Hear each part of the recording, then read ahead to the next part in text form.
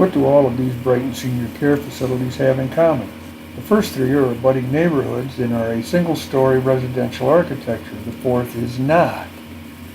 First, we have the grand old lady Brookdale, originally Independence Village. It sits between the old Kroger store, now Powerhouse Gym, on the south, and the Miller Learning Center on the north.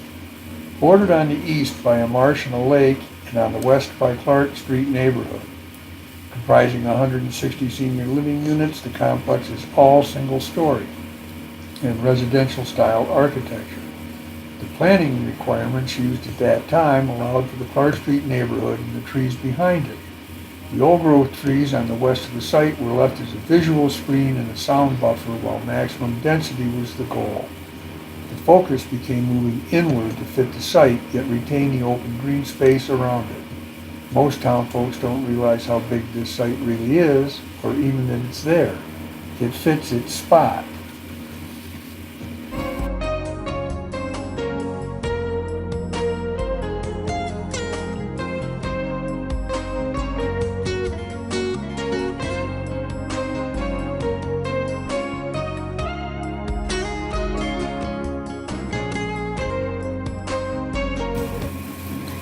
Probably the best known care facility in town, Caretel, now about 13 years old, is a congregate care facility. It has assisted living and memory care along with skilled or rehabilitation care. Caretel has 50 assisted living beds, 25 memory care beds, and 60 rehabilitation beds. Set between two-story apartments to the west and the Cassane Street neighborhood to the east, Caretel is bordered by Grand River on the north and the CSX and industrial development to the south. Caretel is another example of single-story residential architecture. There is a small two-story office space facing west, nestled into the Victorian roof lines.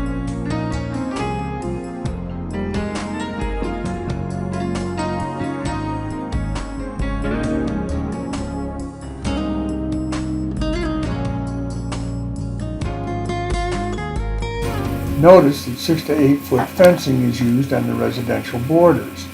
Parking to the east is employee and visitors to the west.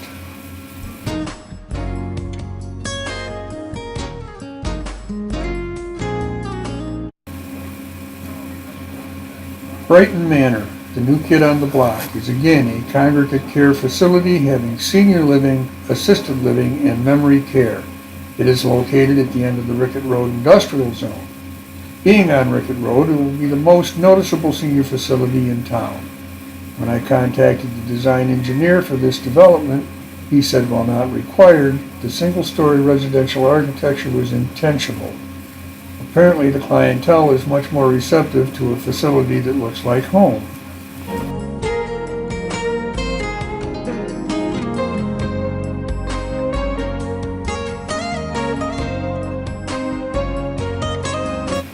As you will see, the closest residential is the neighborhood to the south through the tree line, and condominiums out of sight to the west.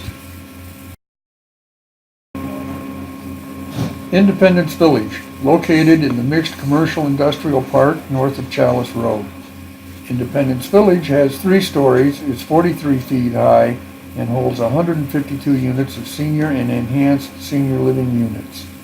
No special use or zone changes were needed here. This 3-story building fits in with its neighbors. University Hospital Complex to the south, industrial on the west, to the north the Cinema Complex, and east is Home Depot and Target.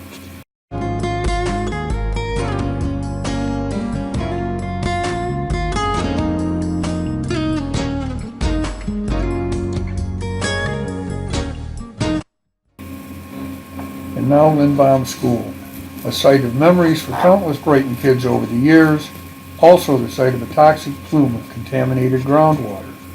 Nestled into the oldest neighborhood in Brighton on the east, to early 60s and 70s ranches on the west.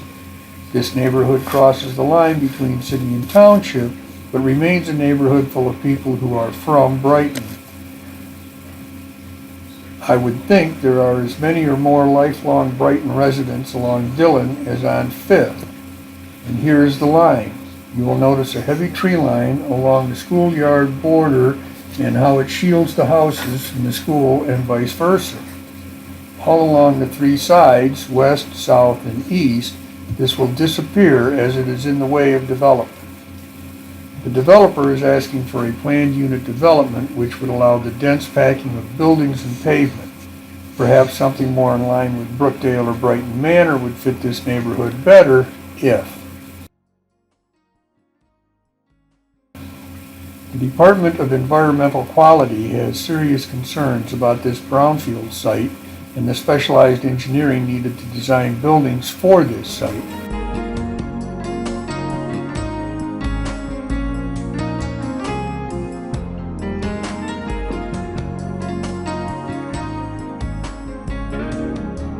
According to the DEQ, there is a real danger of impacting the flow of groundwater over time.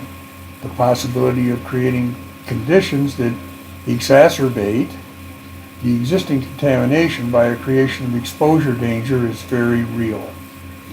At a town hall style meeting this spring at the Brighton Community Center, a presentation gave facts and figures on the contamination. At one point, an OSHA list of the top 5 cancers and diseases caused by exposure to trichloroethylene. A good friend who went through 6th grade at Lindbohm leaned over and told me he had had all 5. The developer is assuring that everything is going to be just fine. I'm not so sure. I suppose a city park would be an answer, certainly fitting, but development is a certainty. Once the environmental concerns are overcome, imagine something like Brookdale fit into this site, even at the cost of losing Lindbohm. That would complement the entire neighborhood and maybe give a zero effect on property values. You would like to think that the legacy of this site would justify a zoning change to residential transition. It would allow all the uses the developer wants and give the neighborhood a single-story development that fits in. A home where grandma could settle in. But for now, coming to a playground near you, an apartment building 440 feet long, 206 feet wide, and 55 feet high, comprising 168 units. There will be a 2-story attached to the east side of Lindbohm. The green space to the left will be parking.